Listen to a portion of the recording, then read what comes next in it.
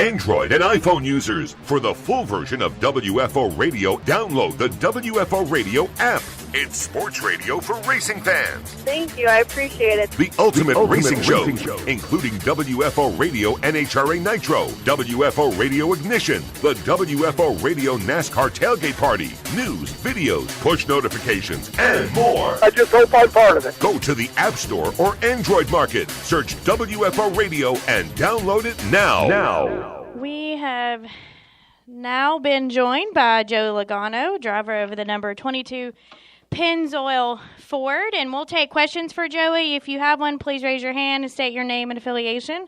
Who would like to start us off? Questions for Joey? Anybody? All right, upstairs in the press box. Anybody in the press box have a question for Joey? No questions. No questions. Well, Joey, they're going to let you off quick. But why don't, before you leave, just so we have a little bit of audio from you, just tell us a little bit about that race and ultimately really the end of it. It was kind of a crazy, last 10 laps there. Yeah, it really was. The crazy finish, it seemed like a pretty controlled race for most of it. Everyone was clicking off a lot of laps. We were able to score some good stage points, a second and a fourth in the two stages. So I was proud of that. That helped us a lot in our situation for going into Talladega. And then you think about there at the end, the caution comes out. You make a big call with two tires, gain the spot, and then, the car staying out and getting to the end like that, it's going to be crazy. And obviously they crashed right in front of me. Had a good miss there. Near miss, but it was a good miss. And then, as we had that last restart, I really thought Chase was a sitting duck. I didn't think he could win on those older tires, but I guess that red flag cooled him off enough to where he took off and got that clean air, and the 11 couldn't do anything with him, which was surprising. I was back there fighting the 20 trying to clear him. So, proud of the points we scored today. It's a big deal, and wish we could have won, but overall I call it a successful day. Well, Joey, we appreciate you spending just a few minutes with us, and we wish you the best of luck next weekend in Talladega. All right, thank you. Oh, I'm sorry. We do have one question. Go ahead. Joe, John Smallwood, Philadelphia Inquirer, Daily News. Joe, can you just talk about how these first four playoff races have just been pretty crazy, and how that's going to just set things up and the mindsets going forward?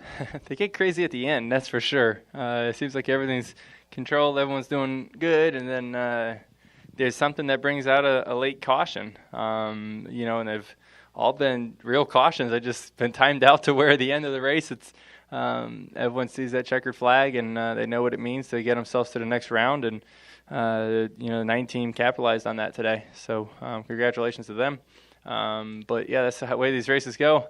And I can promise you, Talladega will look fairly similar. It will be definitely a grudge match to the finish. Either way, whether there's a caution or not, that's going to be quite the battle. So, we got to go there and have a solid day, and then we'll be looking pretty good for Kansas. So, just got to get through Dega, which is probably the biggest concern of the playoffs for everybody. All right, you're officially dismissed now. All right, we've now been joined by our second place finisher, driver of the number 11 FedEx Toyota, Denny Hamlin. Denny, a little bit wild and crazy last couple laps there. Tell us a little bit about, from your vantage point, how your race went, and then being able to come home with a second place finish. Yeah, we had a pretty uneventful race and just kind of kept our nose clean and, did everything we needed to do to get a good finish. I thought that there towards, really the last 100 laps, we had, probably anywhere from a 5th to 7th place car. And, we took advantage there on that last stop to take 2 tires. That put us in the outside line. Got a good restart. And then they wrecked behind us, and that put us on the front row. So, really just a great execution day. Didn't, like I said, didn't make any mistakes, just chipped away at it. We worked our way in the top 10 by the end of stage 2. And then just got to like 8th and 7th and 6th and just kept getting a little bit better through the day. And other guys were starting to falter or their cars were fading, and we took advantage. All right. We'll take questions for Denny. If you have one, please raise your hand and state your name and affiliation. Who would like to kick us off with a question for Denny Hamlin? Tom Bowles, Athlon in front stretch. Denny, on that final restart with Chase in the playoffs, were you a little more cognizant of that, trying to race him for the win, trying to make sure you didn't make any contact? After last fall, I was really making sure I didn't make any contact, to be honest with you. All right. Additional questions for Denny up in the press box? No questions. Any questions back downstairs? All right, Denny, they're going to let you off easy today. All Thank right, you for thanks. spending some time with us. Best of luck next weekend in Talladega. All right, we have now been joined by the race-winning crew chief, Alan Gustafson, for the Chase Elliott number 9 Hendrick Motorsports Chevrolet. And Alan, first of all, congratulations on the win today. Just talk a little bit about, Chase's drive there the last few laps, that last call to stay out, but then also just kind of what this win means at this point in the season.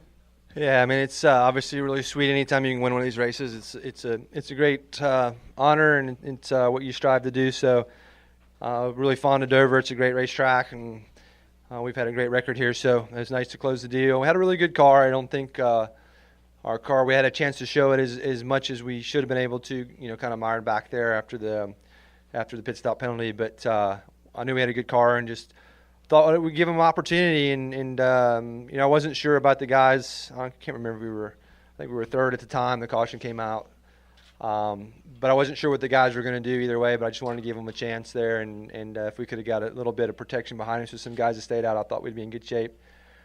And our car was good in clean air. So and then we got an opportunity to do it a couple times. And, it's the risk here at Dover, certainly at the end of the race. With the corner exits, it's pretty easy to crash like Eric did there on the back. And fortunately, we were in front of that. So we'll take it. All right. Well, open to questions for Alan. If you have one, please raise your hand, say your name and affiliation, and we'll start with Tim.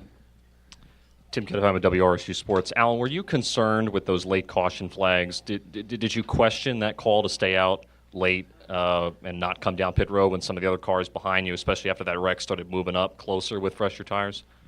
No, not really. I mean, you always run a lot of scenarios through your head, and there's a lot of what ifs, and I certainly think you can second guess about anything, but I think that was our best opportunity to win the race, and it was our best opportunity to score the most points we could score. So even if Denny would have passed us, which was certainly a possibility, it was still going to be, yield us more points. And I think it would have if we would have pitted and been, potentially in that accident. All right. Additional questions for Alan? Any questions upstairs? We have one. Go ahead. Jim Mutter, motorsport.com. Alan, after getting now your second win this season and locked into the round of 8, how do you feel your team is set up for the rest of the championship race? It would seem to be you are in a pretty good position considering how you guys have performed on some of the late season tracks. Yeah, I think we're in pretty good shape. That round 8's obviously going to be really tough, and I think, most likely to transfer out of that round, we're going to have to win one of those 3 races. So I certainly think those are tracks that we can win at. And now we've got a little bit of time to gear up for that. So I think we're positioned well. But, as you saw today, anything can happen at any point in time. It's, the points are so close and the speed of the cars are so close. It's just, really volatile situation. So I think we're in good as position. I won't say as anybody, probably the 4 and the 18 with all the stage points they have, probably in a slightly better shape than us. But I think we're in pretty good shape. All right, Nate. Nate Ryan, NBC Sports. Alan, describe how Chase handled that final restart where Denny had fresh tires on his outside. It seemed like there was debate all day over whether the inside or the outside line was best on restarts.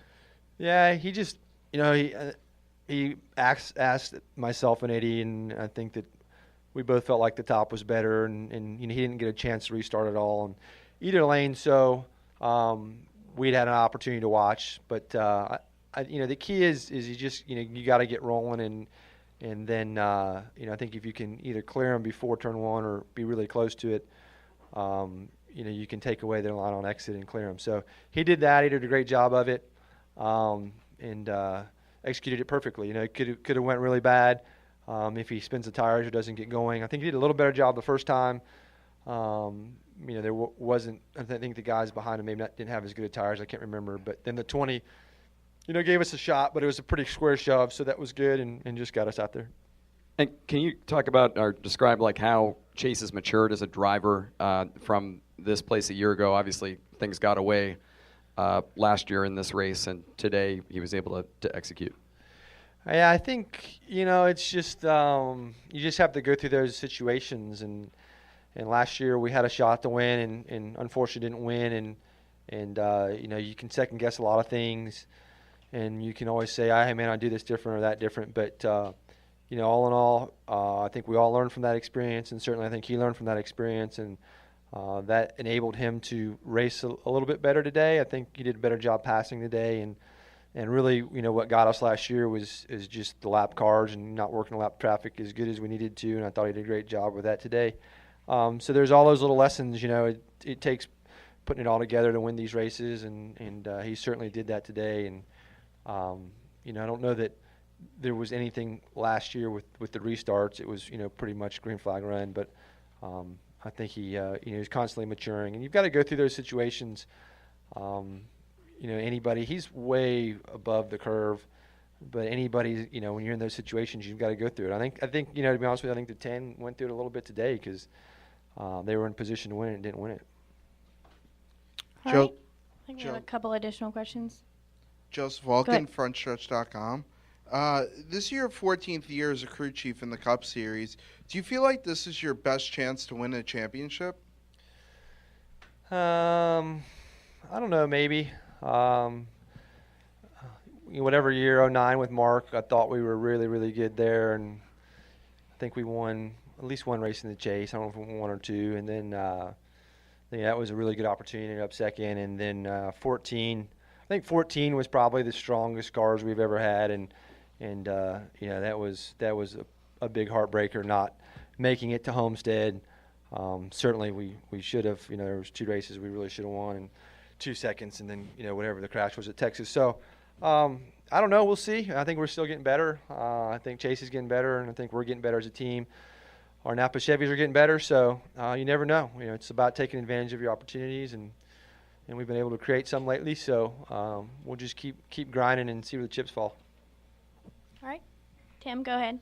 Tim Kettle from WRC Sports. One more question for you, Alan. Do you, as a crew chief, now feel a tremendous weight lifted off your shoulders, knowing that now you don't have to worry about Talladega and Kansas for this round? Not really. I'm sure when we're at Talladega and the race is going on, I'll feel a lot better. Same thing at Kansas, because the chaos is sure to ensue there also. But, we're going to have to be right in the middle of it too. We can't just, write those races off. We've got to use that as an opportunity to go try to gain some more stage points and bonus points to put us in a better position for the round of 8. So I'm looking forward to Talladega. We always have super fast, super speedway cars, and as you mentioned, I've been doing this for 14 years and not won one of those races, which is something that bothers me. So I'd love to win at Talladega. All right, Dustin, go ahead. Dustin Long, NBC Sports. Alan, you're talking about the things that Chase has learned from through the last year and the past years and the disappointments. How do you work with him to learn from those experiences? It's one thing to go through those, but how do you help somebody not repeat the same mistakes, not get caught in the similar situations, and not repeat the same thing over and over, so where you're not winning those races when you're back in those opportunities? Yeah, it's a good question. I think the only thing you can do is just really look at the situation without bias. I think it's kind of human nature to make excuses or say, this, that, or the other circumstances. But not only him, he gets the magnifying glass put on him a lot, which I don't know if it's fair or not, but everybody goes through that. The team goes through that. I go through that. Everybody goes through those situations, and we've got some things to learn from the day, from our pit road miscue and some different things we did. So all we try to do is look at it with really clear vision, with unbiased, and just be accountable for our actions and say, hey, this is the reality of what happened. this is why it happened, and this is potentially what we could have done to improve. So I think where that benefits you is when you get back in that situation, then you've got a little bit in your playbook to say, yeah, when I did this last time, this was a problem, or I didn't do this, this was a problem. So you're just quicker and more apt to do it, and you're quicker and more apt to adjust, and you're quicker and more apt not to be complacent. So it's kind of like life in general. You just kind of keep working at it, and certainly, we support him and think the world of him and think he's as good as anybody out there. And I feel like he does for us too. So if you have that mindset going in, you just focus on what you can do and improve and move on.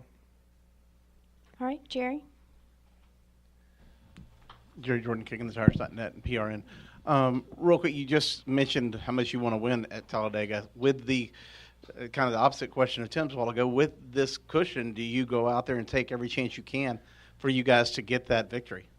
Well, I mean, there's a couple things on my mind right now. One, I want to win that race, but certainly the other one is I want Alex to transfer. So, my desire to win that race is probably second to that. So we'll do what we can to help Alex, and he's going to have a really good car, and we'll have a really good car. And if we can do anything we can, those races, obviously we've all seen them. You're going to need someone to help you. So if we can do that, and put ourselves in position, we'll see how it goes. But yeah, there's no taking. It's we pulled the pin. Like there's no getting off the gas now. Like it's wound up and going.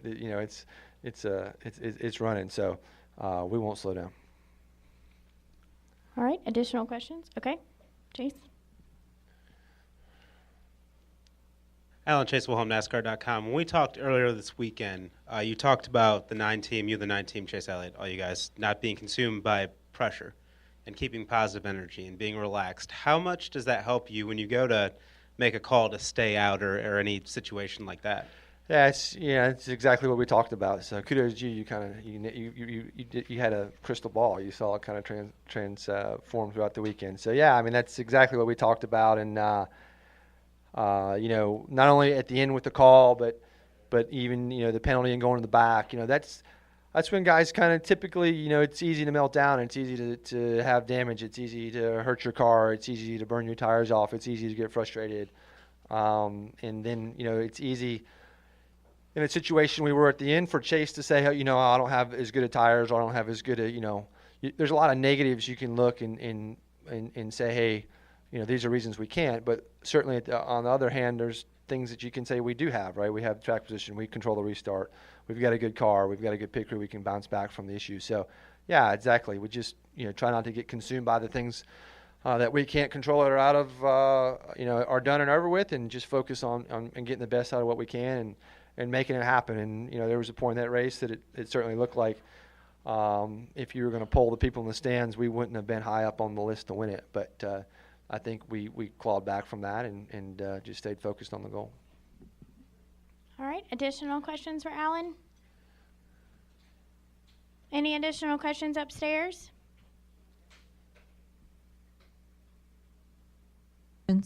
All right.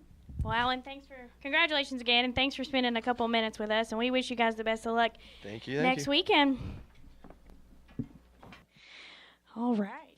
We have now quickly been joined by our race winner, driver of the number 9 Napa Auto Parts Chevrolet, Chase Elliott. And this is, just a quick note, the 40th victory for Chevrolet at Dover.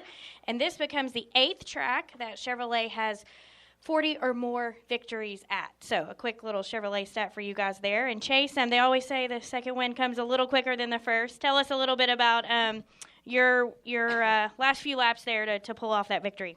Yeah, everybody said, he struggled for obviously a couple years to win a race, and they said, once you get one, they all come easier. And I was like, there's no way that's true at all. So certainly didn't come easy today, and just and so glad we could get a win. Last fall was such a tough race for me. As I've said to a bunch of people, it was probably the toughest day of my career, and just to be able to come back and kind of put those things behind you and prove that you belong is very gratifying, and I just thankful for the opportunity. All right. We'll take questions for Chase. If you have one, please raise your hand, state your name and affiliation. We'll start up front. Right here, please. Chase, Alan was talking a little bit about last year, and he said going through that adversity kind of helped you grow and get to where you are today. Do you feel like last year kind of helped you, and today it gives you a sense of redemption, really, to where you got to today? Well, I mean, it definitely makes you learn, for sure, and it makes you appreciate a day like today more. I can assure you if last year would have happened, I wouldn't have appreciated it as much as I do today. When you have those hard days, that certainly makes you learn, and it gives you no choice but to grow up a little bit, So, yeah, I think the biggest thing is when you have days like that, you're just proud of the opportunity to be able to come back and be in a position to do it again. I mean, just for the thing to work out, to have a chance to win today is crazy, as is a year later. So, this is an important race to be able to move on, huge. The same thing was riding on it last year and realized we missed out on a hell of an opportunity. So, just a great effort today. Fell behind early and fought back to, have a great shot there at the end. All right, Tim. Bob Hawkers, ESPN. Chase, from what you learned from being from the race a year ago, is there anything that you really felt you put into use today, either kind of mentally or strategically? Yeah, I mean, I think just mentally having a little more confidence in it, Bob. I think that last year you get in those situations and you just, I don't know. But, I think just having some more confidence going into that. It was the ending was nothing like the race was last year, but it was certainly a tough ending with adversity, restart on old tires and having those guys coming on fresh tires behind you. All that stuff adds up, and it certainly wasn't the same complexion as the race a year ago. Didn't win it the same way we lost it, but, still just to have some more confidence going into those restarts and things is great. And the more you're in those positions, the better you feel. All right, Tim, and then we'll go to the back. Go ahead. Tim Kettlefam at WRSU Sports. Chase, did you at any point question Alan's decision to stay out on old tires? Did that make you think twice, like, what are we doing staying on old tires? No, I actually thought it was the move. I was shocked that those other guys didn't stay out there with only 7 laps to go. I just felt like, I thought staying out was the right thing to do if you have a few rows of cars behind you. If that's the case, I think you can make it happen if you do all the other things right.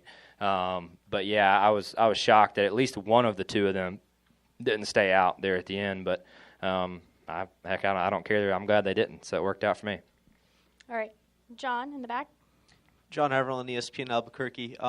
Obviously, you're happy that you won, but as someone that's had heartbreaking defeats towards the end, like you mentioned last year's race, do you kind of sympathize with Almirola at all? No. Thank you. All right, additional questions? Yes, we have one upstairs. Go ahead. Lee Spencer, RacingBoys.com. Congratulations, Chase. Thank you. Wondering whether or not you studied tape, film, whatever, as far as restarts go, because you finished second so many times earlier in your Cup career. It really seems that you're getting better at closing now. Yeah, I'd like to think so. I just think doing it more. I mean, you can watch that stuff to death, and you just won't have the feeling in the car is not the same as watching it. So I just think being in the position more often helps you learn, and until you're in those positions more, it's going to be hard to learn from. So doing it consistently, being in high-pressure situations and enjoying those moments is the only way you're going to get better at it. So just glad that we had another chance to do it today. All right, Jerry, go ahead. Jerry Jordan, kickingthetires.net and PRN. I got 2. At what point did you realize that, hey, this race might be mine? Well, you never know if anything is yours until it's over with. So, certainly felt like we were in a good position with those guys staying out. We had a couple rows of cars behind us that were also on the same strategy as us. So that makes you feel better about it. Does it make you confident and you know you're going to win it? No, but it makes you feel better about it. And like I said, I thought staying out was the right thing to do there, and I was glad. Those other guys went down pit road. And the second one is, obviously, with this win, you don't have to worry about next weekend, and you are locked into the next round. How big of a weight off your chest is that? Oh, huge. I mean, I think it's nice to be able to know you're going to move on, but you can't get complacent in the fact that you are moving on, and you can't let those points just sit out there and not try to go get them, because those bonus points you get for winning or winning a stage or winning a race or whatever, that's huge. And you need as many as you can get. 1 or 2 points could be the difference in you making the round of 4 or not. So just knowing that, and not being complacent with a win and trying to go get another one or two before it starts, I think is important. We have another question for Chase. Jim Mutter, motorsport.com. Actually, two quick questions. Chase, first, before the caution where you guys elected to stay out, you, I believe, were running some incredibly good lap times, and I believe were the fastest. You were being told you were the fastest car on the track. I just was curious first if you thought that you in that kind of speed in the race, if you were not for the pit road penalty, did you think you had a chance to race your way to the front? Well, we certainly got it a lot better there. I never had a chance to run with Kevin. Obviously, he was really fast, but I thought between the 10 and the 41, I felt like we were pacing them there at the end, at least from what I could see. It's hard to tell when those guys are, half a straightaway or a straightaway ahead, but I thought we were close to them, way closer than we had been all day.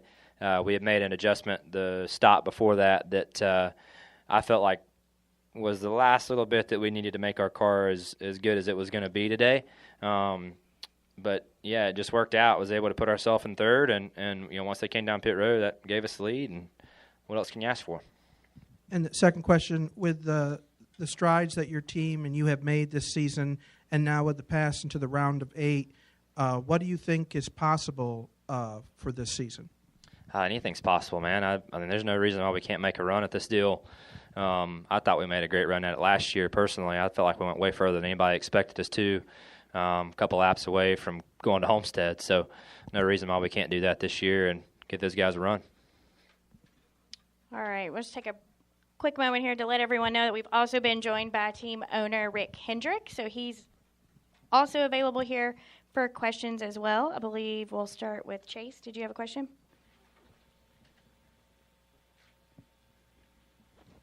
Chase Wilhelm, NASCAR.com. Chase, talking with Alan this weekend, he said that he's really worked to make sure that you and the 9 team aren't consumed by pressure. You guys don't focus on the negative energy. It's all positive. How much does that help your mindset in the playoffs? Yeah. I mean, I feel like Alan's approach is great. I mean, he lets me do my thing, and I let him do his thing. He doesn't question me. I don't question him. And to me, it's really simple, and it works great. And I've always appreciated that approach. He reminds me a lot of my dad. In that sense, because Dad's always kind of let me do my thing and has never really questioned it along the way, and that's all you can ask for from a guy who's leading a team or in his position. So I'm just appreciative of the opportunity to work with him. I think he's as good as it gets. Really, at the end of the day, I think he's been underrated for a long time, and I just hope that we can give him the gratification and the wins and success that he deserves, because he's really good at what he does. All right, I believe Bob had a question.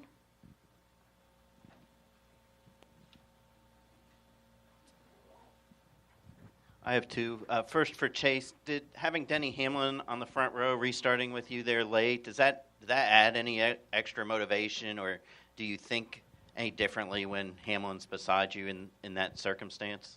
I mean, at this point, no. I mean, I feel like we raced with each other a lot, since last fall, but I haven't really had an issue with him since then. So, no, I can't say that I've singled him out there.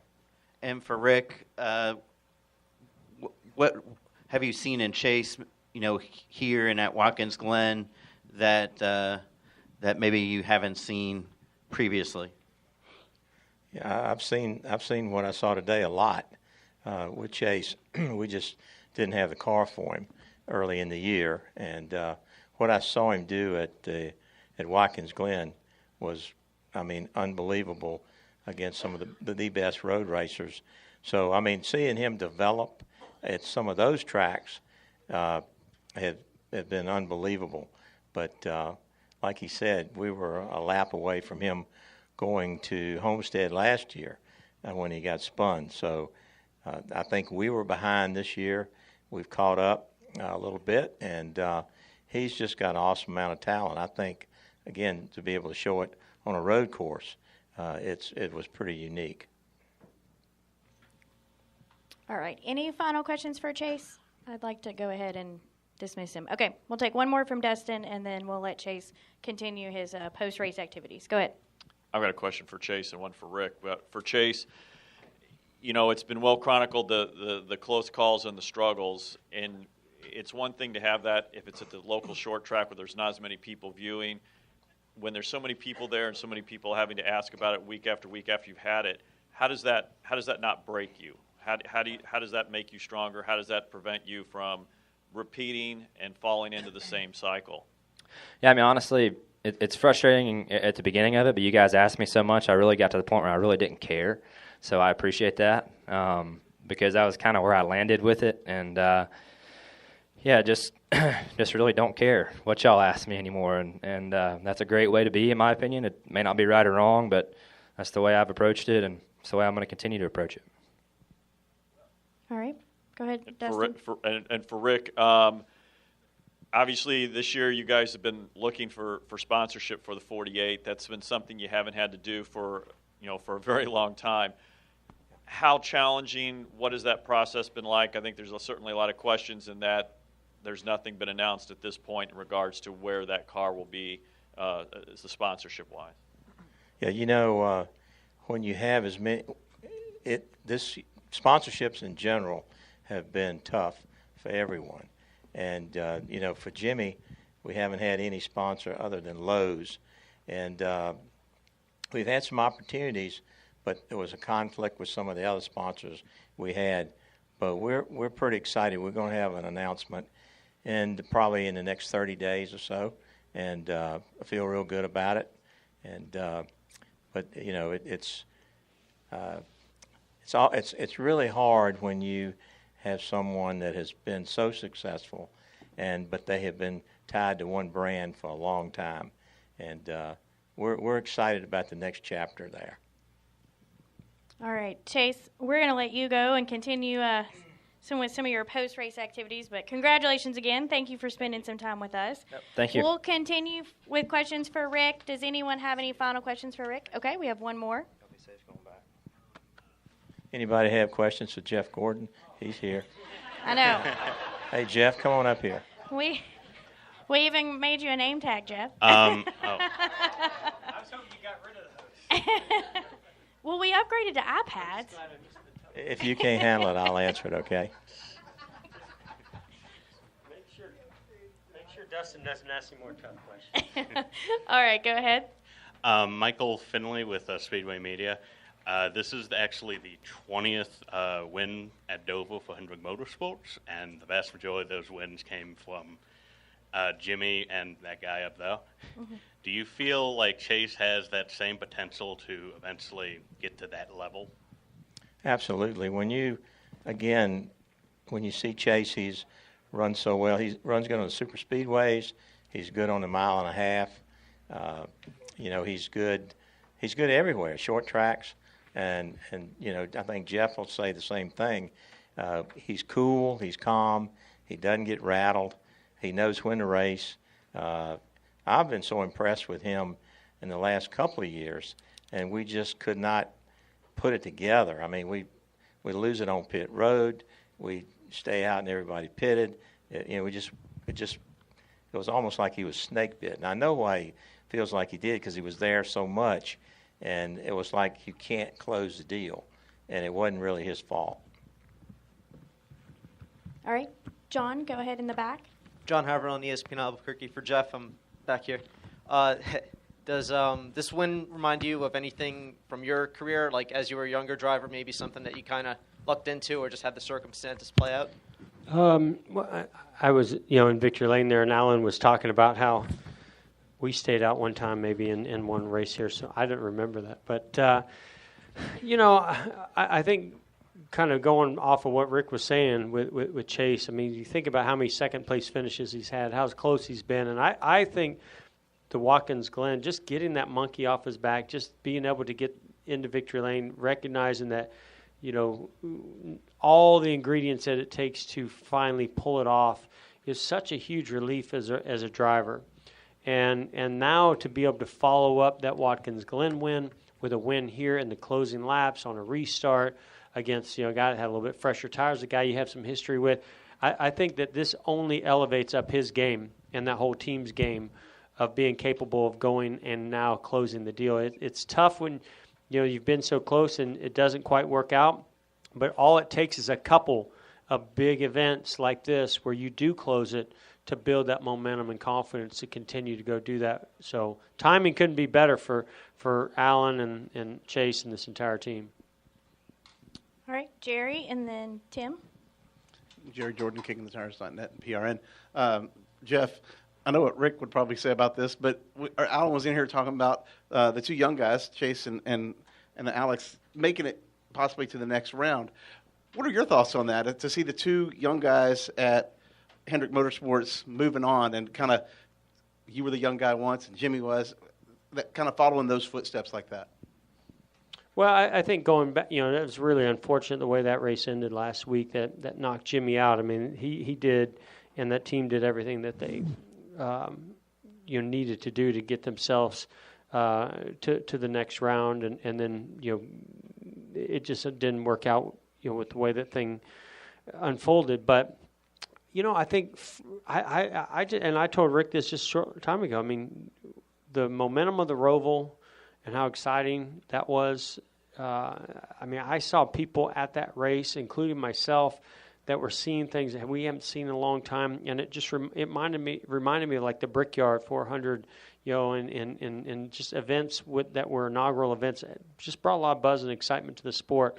You follow that up with a Chase Elliott win here in Dover, and that's, yes, we're biased, but I think we all know, of what that means for momentum in the sport and positive things. So young guys are very, very important, but so are the veterans. What you want is those to go head to head, and you want a changing of the guard, but you want to see the veterans do what they're capable of doing, and then you want to see a young guy come along that challenges that, and so it makes for great headlines and stories. And I think we're fortunate to have both at Hendrick Motorsports. A guy that's a legend and still a little more work to do, and one that's got a lot ahead of him in the future. Several guys, actually. You look at William and Alex.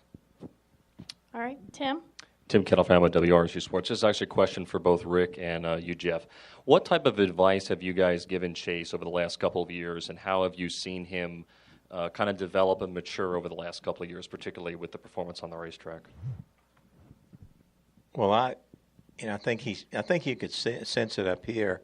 There was so much pressure on him to close the deal, and I would reassure him, man, that wasn't your fault that the pit crew fumbled the ball. Several races like that, it wasn't his fault, and so you keep trying to reassure him. But you could to a certain point, but when he won that race at Watkins Glen, it was like the world was lifted off of his shoulders. I saw it different. He was loose. He was having fun, and I think Jeff can tell you, until you can coach them, you can talk to them, you can do whatever you want to do, but until they get that win and that kind of eases up, that's we've talked to Chase a lot, but Chase is a super smart race car driver, and from my standpoint, I think, and Jeff talked to him too, it's just, hey man, don't let the pressure get to you. You're Bill Elliott's son. You're supposed to win. You've been so close. You've been a Xfinity champion, but he's handled it well, and I think I'll let Jeff answer the rest of it, but he's shown me some poise and how to race, when to race, take care of the car, feedback on what the car needs. I mean, he's still a young guy. He's doesn't have a ton of laps. Yeah, I like to hear, when I was sitting over there, hearing Chase talk about embracing Alan Gustafson. I think Alan Gustafson is very underrated. And I think Kyle Busch, if he were to be honest and tell you, he'd say the same thing. Mark Martin would tell you that. I would tell you that. Guys that have worked with him. And I think that by him embracing what Alan and this team is capable of giving him, and now to have some momentum and confidence, I don't think there's anything that we can tell him other than to just continue to to support that. And you know, the team loves him, and they believed in him, and now things are starting to click. You know, it's great momentum, and that's all you need as a confidence booster as a driver, is just to start getting the W's and getting the things that you work so hard for to start to go your way. And I'm a big believer that that doesn't happen, you know, on sheer luck. It happens through hard work and commitment, dedication. I think this team's very, very committed and dedicated, and they'll show that over the next several weeks. All right. Additional questions? Any questions upstairs? All right. We'll come back downstairs. Dustin? Dustin Long, NBC Sports.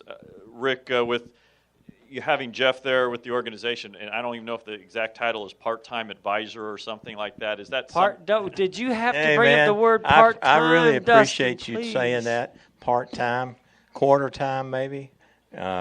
How important is it something that you want Jeff to be more involved with, and in what ways? And Jeff, is that something that you feel like you could put in your schedule, or that's just not?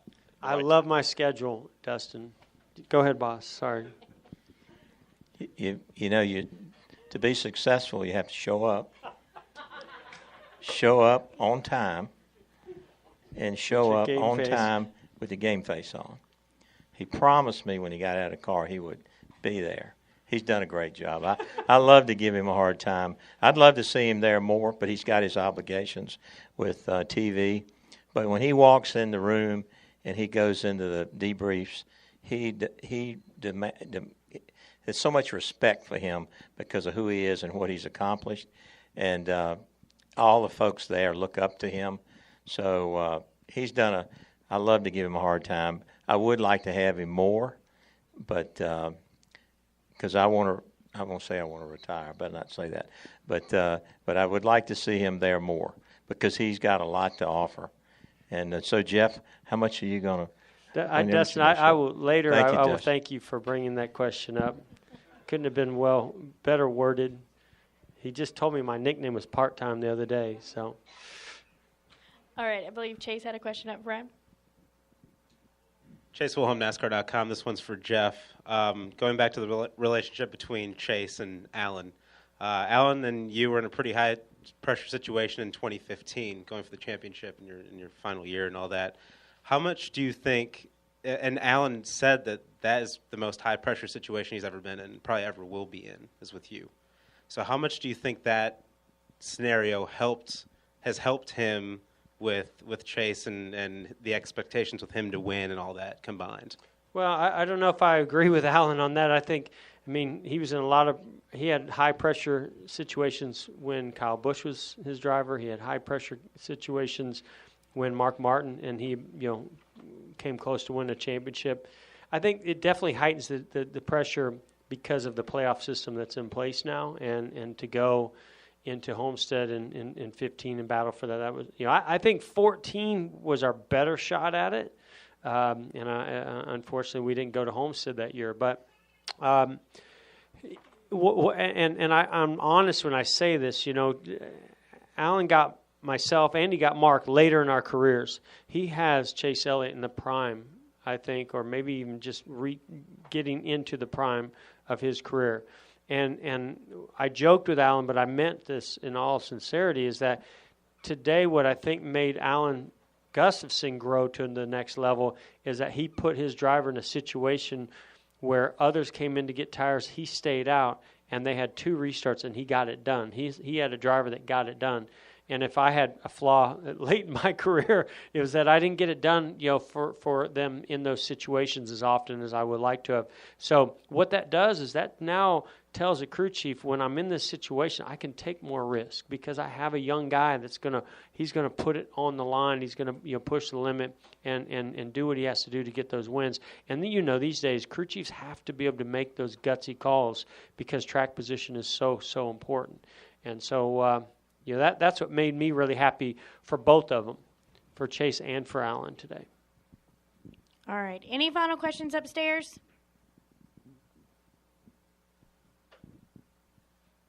All right. Any final questions downstairs for Jeff or Rick?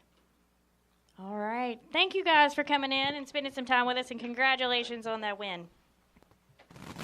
This is WFO Radio.